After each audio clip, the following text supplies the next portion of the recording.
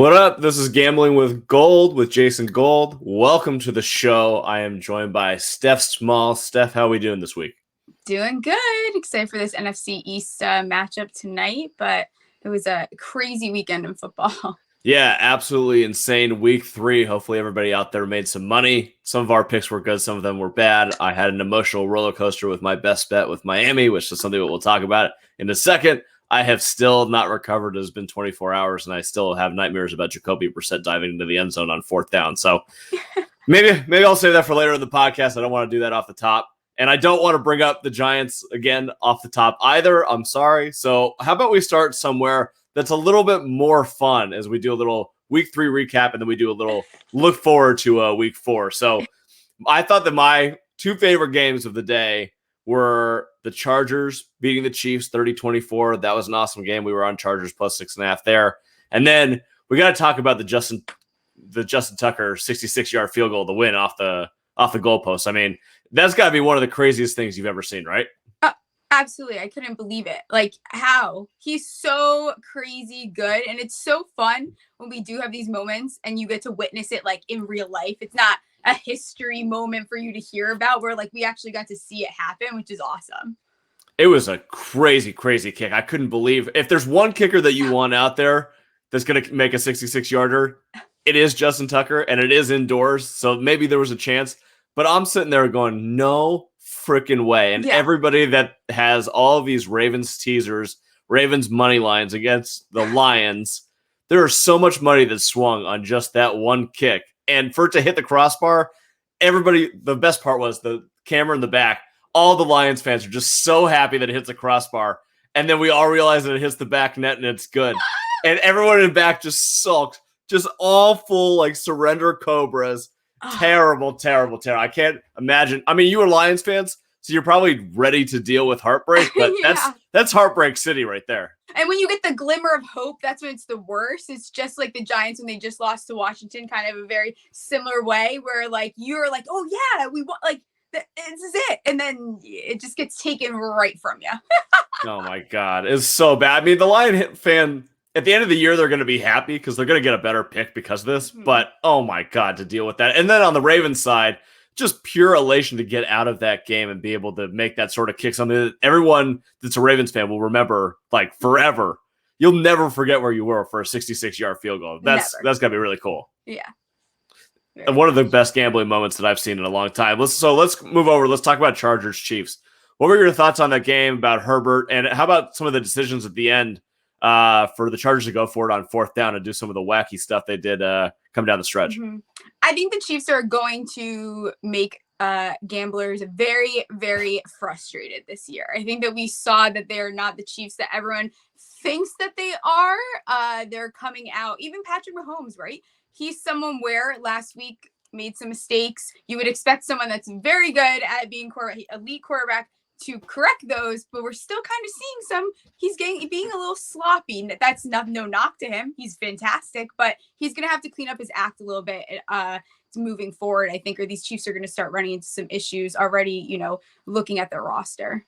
Yeah, so the Chiefs are sitting at 1-2, Chargers at 2-1, Raiders at 3-0, and the Broncos at 3-0. So I think that the two best teams in the division are now sitting in 3rd and 4th place somehow.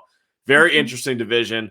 From my perspective, I thought that the Chargers actually played this really well coming down the stretch. Mm-hmm. You have to be aggressive against Mahomes. You know what's at stake. And the 4th and 9 call, you could have sat on it, kicked the field goal, but you're just giving Mahomes more time to go down and run the field. Right. So now you score a touchdown, then you miss the extra point, which is classic Chargers for them to do that. But somehow they escape.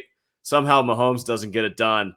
And now I'm looking at it, I'm like, well, Herbert played I know the best year guy. He's clearly one of the top 10 quarterbacks in the NFL right now. Yeah. This is scary for the Chiefs. You thought you had this division for 10 years. Now you got this Chargers team with a really good, competent coach and a really good young quarterback. You might not be running this division for as long as you thought with Mahomes. No. And I think the Chargers are set up. I mean, look at their roster, right? Like, one of the best things they could have done was bring in Rashawn Slater when they did. You're giving Herbert, who is really, really good. Just extra time in the pocket. I mean, what he can get done now, just having those extra seconds, it's crazy. I put a lot of futures bets in on the Chargers because I think they were flying under the radar. They're one of those teams where they're bringing a new coach. Their roster is beautiful. They had a good offseason. They're in a position, if the Chiefs do not figure it out, it to be sitting pretty, I think. Yeah, absolutely. I'm taking a look at the schedule for next week because I think that off of 2 losses, even though Andy Reid went to the hospital, hopefully it's all well with him. It seems like everything's okay and it was just dehydration. But look, the Chiefs are going to play at Philadelphia next week. We'll see what happens with Philly tonight versus Dallas, but that might be a bloodbath for the Eagles. The Eagles are already dealing with defensive issues. We'll see how the Cowboys capitalize on that tonight, but this seems like a time where the Chiefs are going to be in a really, really angry spot and need to win really badly. I could see that being a really ugly game for Philadelphia. It's going to get real nasty, I think, during that game. But that being said, I mean, the Chiefs have been so overvalued by the public, and obviously bookmakers have skewed it that way. They're 1-12 in their last 13 games against the spread. So I'm not sure if I'm ready to buy back in the Chiefs. Situationally, absolutely, I want to. And I think they're going to win next week. But, man, they keep shading the line toward the Chiefs, and there's so much value for the public on the other side. Imagine if they lose to the Eagles. Oh, baby. Oh, my God, 1-3. An uproar. Oh, my God. That would be something else. I'm not quite prepared to do that. I still think that they're the favorites in the division, but that division's really good. You saw the Jets stink, but the Broncos defense is really good. Teddy is competent. You saw what the Raiders did. I guess this is a good time to talk about the Dolphins game. So I can go through my heartbreak again. Well, actually, heartbreak, it ended up working out well for me, but it almost gave me a heart attack along the way. So Miami jumps out to a 14-0 lead. Everything's looking smooth. I'm on +4. I got money line on the first half. I'm feeling great about myself. Maybe I'm thinking about having a cocktail to celebrate. And then they throw perhaps the dumbest pass I've seen in the history of football. Brissett in the end zone across to Waddle for safety. And then the Raiders rattle off 25 straight points. And then Miami somehow manages to come back. Brissett scores a touchdown with 2 seconds left. I'm just praying. Miss the 2-point conversion. They get it, obviously, so I have to go through this whole overtime crap. Oh, my gosh. I can't even... It ended up working out well for me, but the Dolphins, I mean, I don't think that there's that much of a drop-off from Tua to Brissett at this point, but what do you think about the Raiders? People are talking about that, too, right? Like, what was the huge difference having Jacoby in there? I think that there's something that they need to evaluate there. I don't think there was that big of a difference. I think that Jacoby played very well, honestly, for what he was given. And the Raiders do this thing where the second they get hot, you better cool them down because if they get hot, you're done. Like, so that's what they've proven to us. And as someone that took their win total under, I am embarrassed already because I know that they're going to humiliate me with that. But when going into the season, I looked at their schedule. I'm like, these guys can't win 5 games. Are you kidding me? Look at this schedule. And you're embarrassing the crap out of me already because I know I'm going to lose that bet. Oh, my God. So, yeah, what are your general thoughts on the Raiders? Because you talk about this offense. They're throwing the ball down the field at a greater clip than anyone else in the league, which seems to be smart. Derek Carr's obviously playing really well. It looks like some of their young receivers. Edwards looks great. Ruggs went up and caught a couple passes yesterday that was unbelievable. Obviously, they have Waller there. Jacobs is going to come back. But it seems like them going against the running game and not really leaning on it too hard has been really smart for them.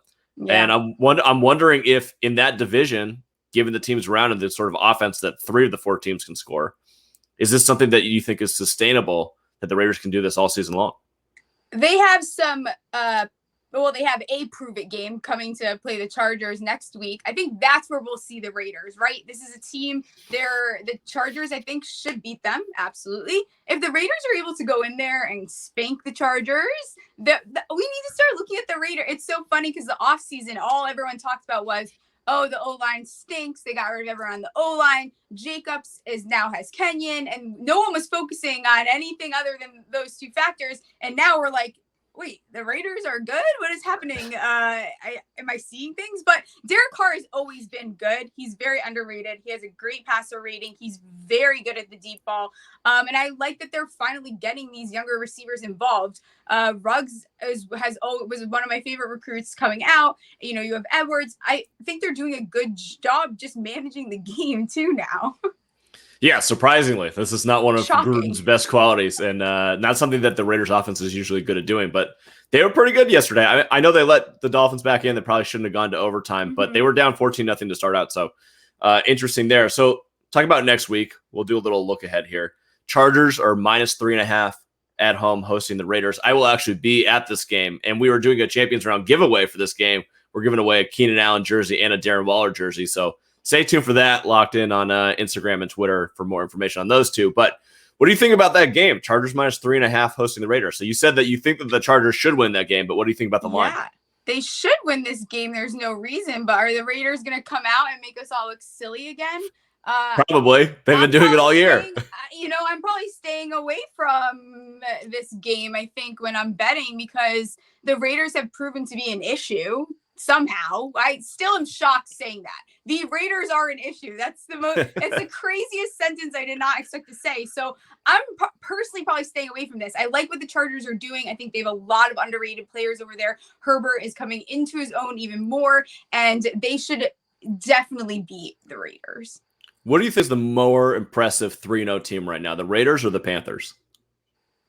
I think I think the Raiders is more unexpected. They're both unexpected. The thing is, the Panthers, somehow their defense is like good. I just was not expecting that to happen. So I think that the Raiders is probably a little bit more, especially because they have gotten sloppy some of these games.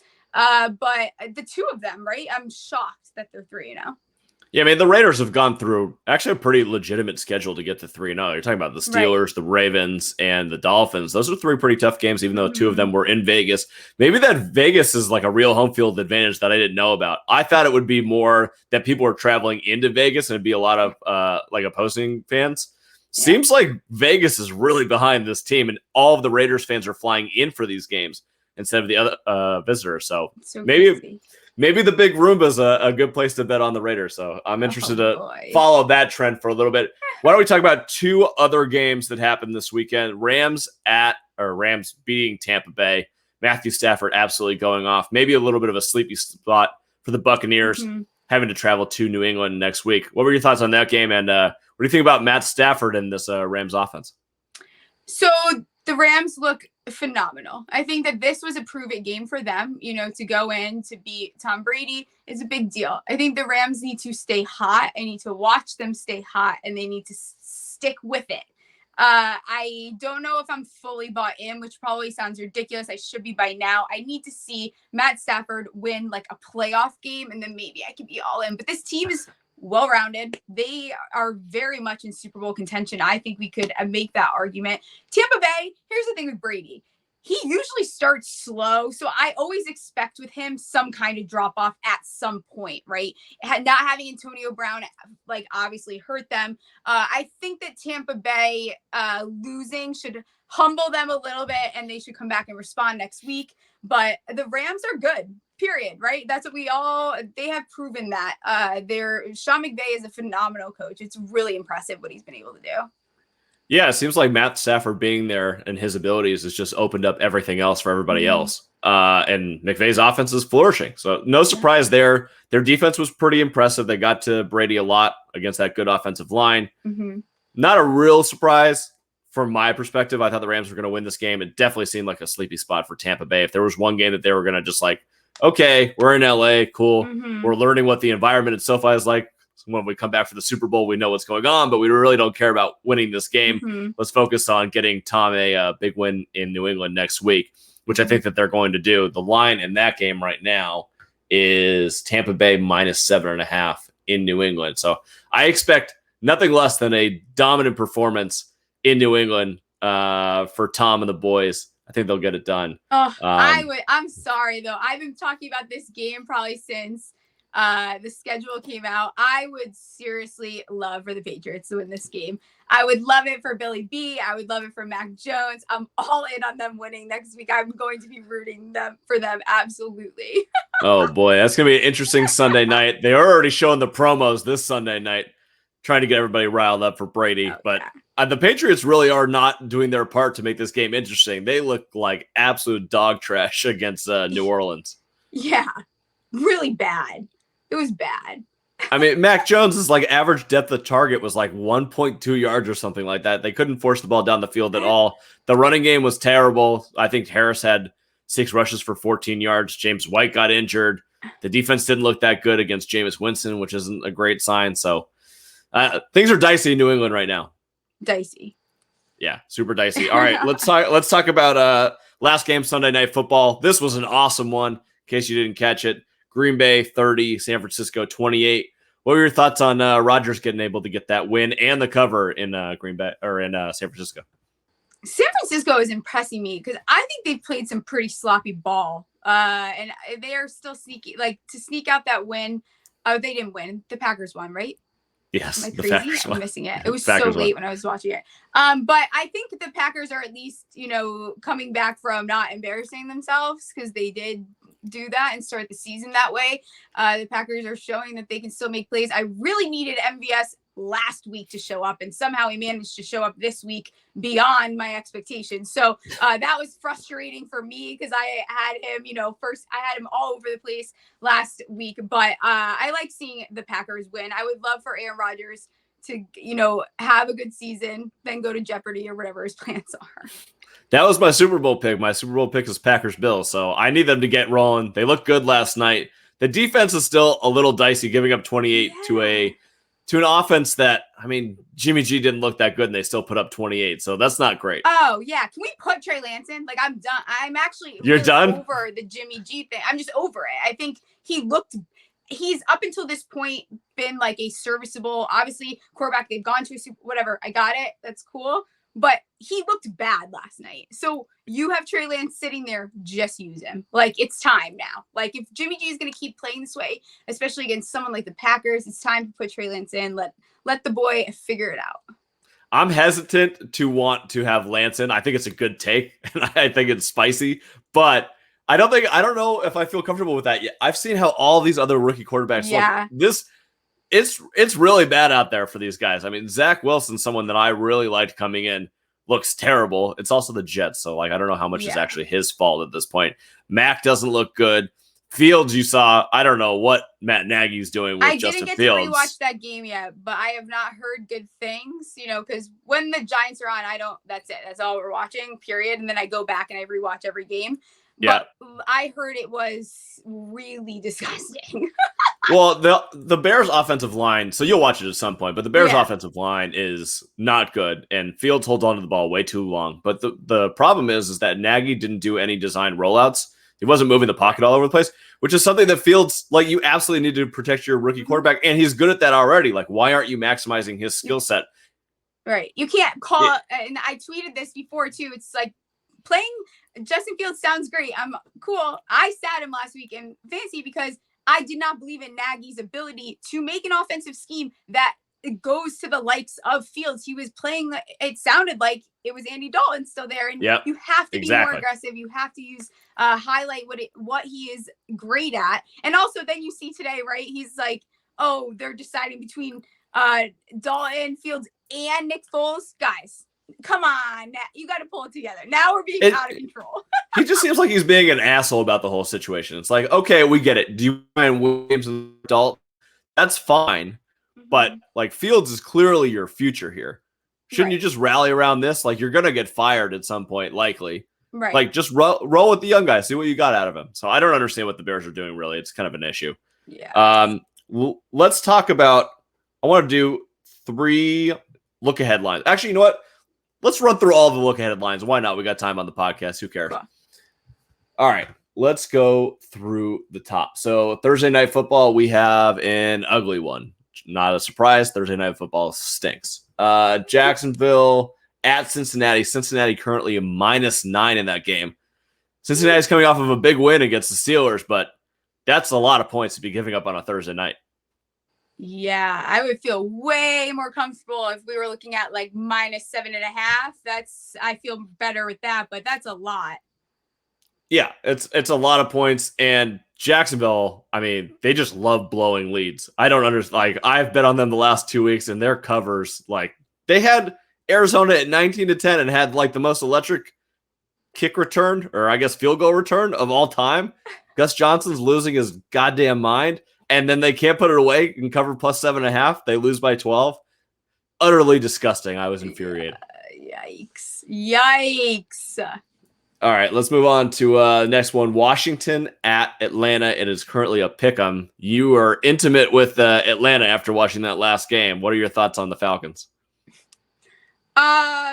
I can't stand them. No, I mean, we deserve to lose a game. I think the Falcons finally woke up too. Like suddenly, the secondary doesn't look like the crap pile we thought it was. They played fairly well. You know, they still have to get Pitts more involved. I don't know what is going on and why they're going to need, if they want to have any chance, I think, to beat Washington, they really need to start getting him involved. Yeah, absolutely. I think that'll be an interesting game. I actually like Washington coming off of a bad spot against the Buffalo Bills. They got absolutely destroyed, but Atlanta coming off a win, probably a little overvalued here. I don't know what the deal with Pitts is. It could just be the rookie tight end thing. Mm-hmm. Like I know that he's super special, and I believe that he's going to be super special, but that adjustment in the league is just really hard for everybody. So I wouldn't be surprised if he turns it on at some point, but he's clearly not there yet. So we'll see what happens there. Next game up, we got a Detroit +3 at Chicago. The Bears are favored. Lions look pretty good. They're a competent team. I think I'm going to take the Lions to win this one. I think I like what the Lions are doing. I think their O-line is better than everyone was saying it was going to be. I think the Bears are once again proving to be a dumpster fire. They still don't know who they are starting, even though we all know who it should be. And I think that Fields, no matter what, he's going to struggle. The transition is not easy. It's not the same game as college ball, right? So I think the Lions could give them a run for their money here.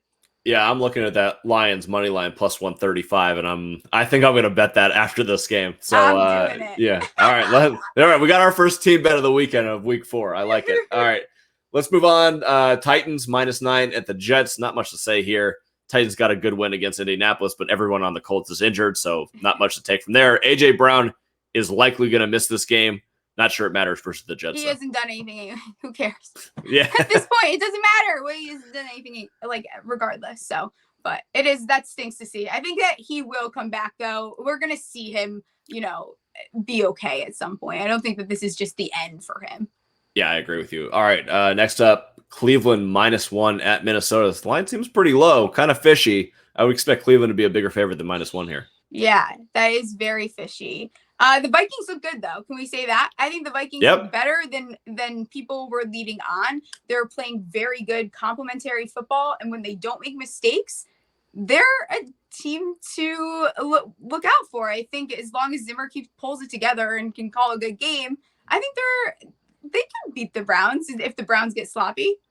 I thought that the defense for Minnesota, once they got settled against Seattle, was very impressive. And their offense, I mean, they always get yards. It's just a matter of can you put it in the end zone and not turn the ball over, which is exactly what they did. So I don't know if they'll be able to limit turnovers against an excellent Cleveland defense, but it'll be an interesting game. That line definitely threw me off. I think that the bookmakers want people to bet on the Browns. So maybe another Vikings bet coming in here. Next up, this is a gross one. Colts at Miami. Miami -1. Looks like Brissett will start again. So we don't know what's going on with the Colts. Everyone's injured. This might be just a pass all around.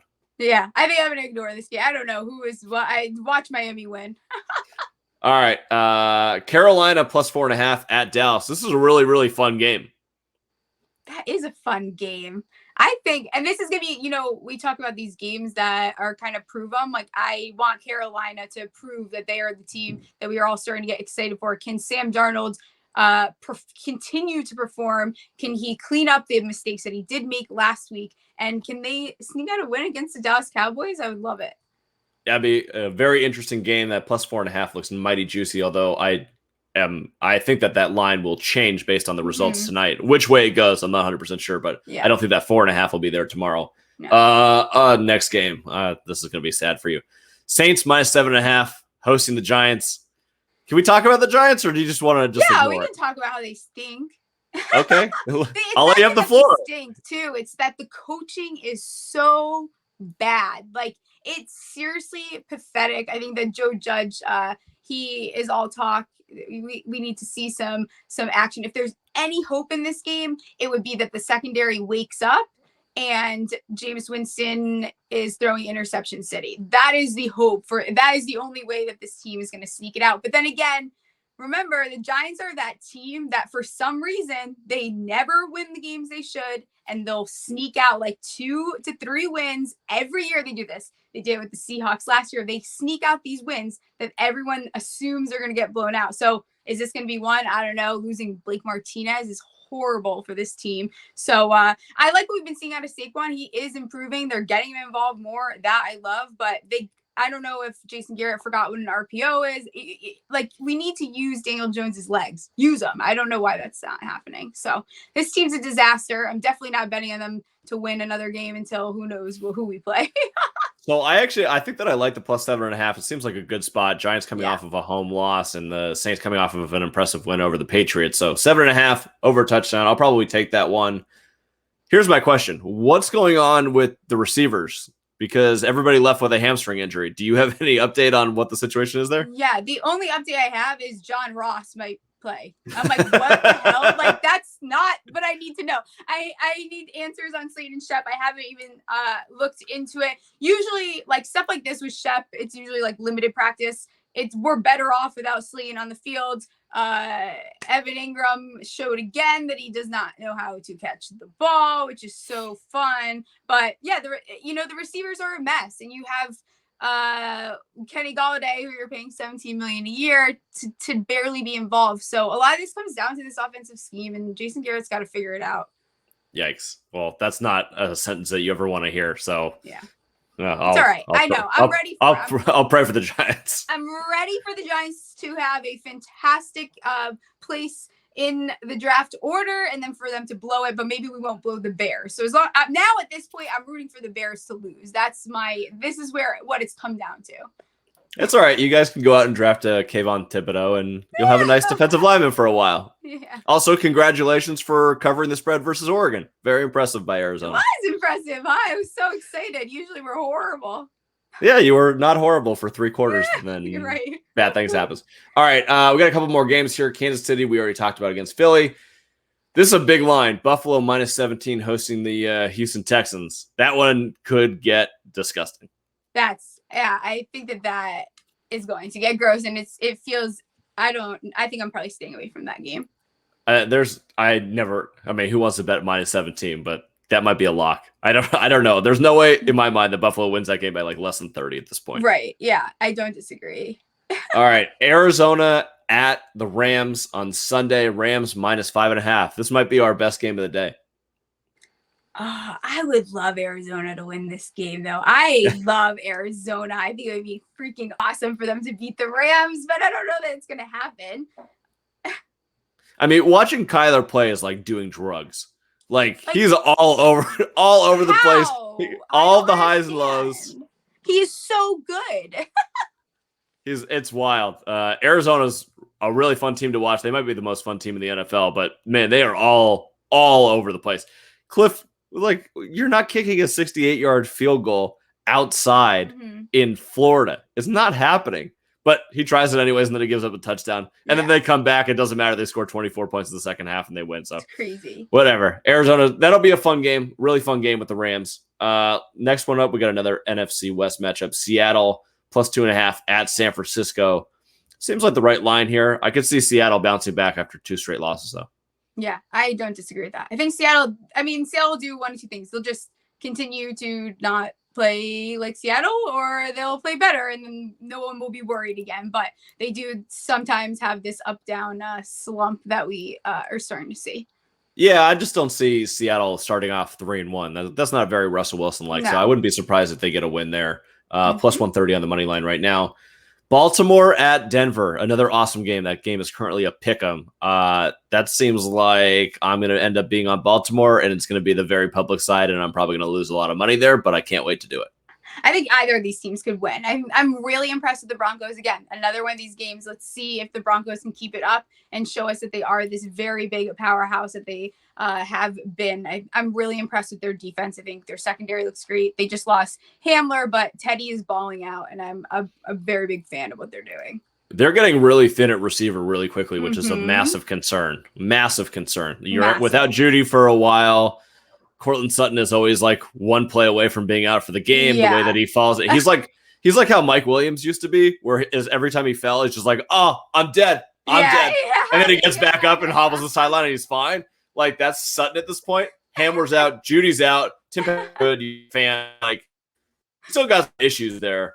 So I'm a little concerned there. And then the Ravens still don't look like the Ravens. I mean, they won against Kansas City. Obviously, that was a great win. But that game versus the Lions, like the team last year, the Ravens usually blow out these teams. So I was so surprised that was not like a massive 30-point win for them. Little concerning, traveling to Denver, playing at altitude. But I still think that the Ravens are going to win that game, and I'm going to lose money on it. Yeah, well, I'll probably be there with you. So, all right, last game that we haven't talked about, and this team is really gross right now. Pittsburgh plus 7.5 at Green Bay. I assume that the Packers are going to come out and dominate this game. The Steelers have injuries just all over the place. They can't get out of their own way. And then you get this comment from Tyler Boyd that the Steelers just quit in the fourth quarter of that game and stopped trying. Not great for Pittsburgh. Maybe it'll be something that motivates them, but I think Roethlisberger is just done. Yeah, I think that's the big thing, and everyone's like, no, he's fine. No, he is literally not fine. His arm is not okay. He's obviously losing arm strength. Like, as every single week, you can see it happening. So with that offensive line too, it's great. Najee Harris is getting a lot of touches. That's awesome, but like it's not be productive either. So they need to figure one of the two things out. Last year, they literally couldn't run the ball. So they better figure something out if Ben's arm is going to be acting up there. Well, the problem is that you get into the situation where, I mean, Najee yesterday had 14 catches for 104 yards because Ben could only throw it 3 yards down the field. And Cincinnati didn't care if they were giving up 4 yards a play, like whatever. That might be their best offense, though. Like, unless that defense turns into the 85 Bears, they're like screwed and quickly screwed. Yeah. Really quickly. It's a big time issue. And man, I just can't talk about their injuries enough. It's so bad. And we see this with older quarterbacks all the time. We saw it with Eli. We saw it with Drew Brees. We saw it with Peyton. These guys just lose the zip off the fastball and then they can't bring it together and then they're out of the league. So I think this is Ben's last dance as last year. And I don't expect very many things. Meanwhile, on the other side, we have the Packers who I could see them just rolling through this game. So 7.5 is a little scary, but I could see them absolutely dominating this one. Totally. All right. I think that we're all through all of the games. We've made it. We are ready to go watch some Monday Night Football.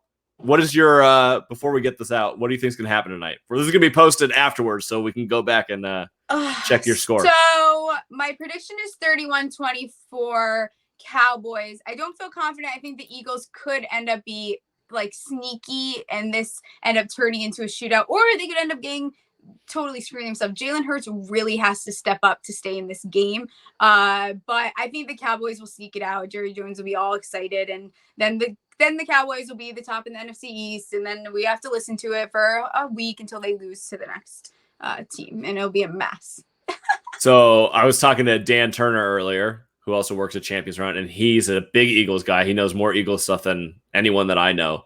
And he thought that they were going to lose 48-24 tonight. Okay, that's dramatic. That's not going to happen. I mean, they did lose their left tackle. That's a pain. They have injuries. I get it. But I think that it's going to be like a Jalen Devontae. Also, the Goddard and having Ertz back. So I don't think they're in a horrible position. I just think that the Cowboys are... Oh, God. And it pains me. I would love the Eagles to win because I think that they'll lose more moving forward. So as a Giants fan, I'd rather them win tonight so that the Cowboys don't have the extra W. But unfortunately, I think it's going to be. But you never know. This is what happens on these primetime games. Then they end up being not what anyone expected.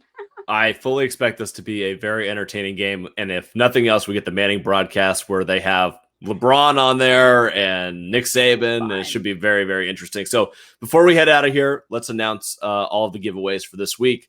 We are giving away a Laviska Shenault jersey for Thursday night, a Joe Mixon jersey for Thursday night, a Darren Waller and Keenan Allen jersey for Monday night, and we're giving away a Mac Jones jersey for Sunday Night Football. Wow. So enter all of those, Instagram, Twitter. Love it. Maybe TikTok. Maybe we'll get you announcing those on TikTok in a second. So follow all of those for a chance to win all of those. And until the next show, Steph, thanks so much for joining me. Yep. And hope you guys win all your bets. Talk to you soon.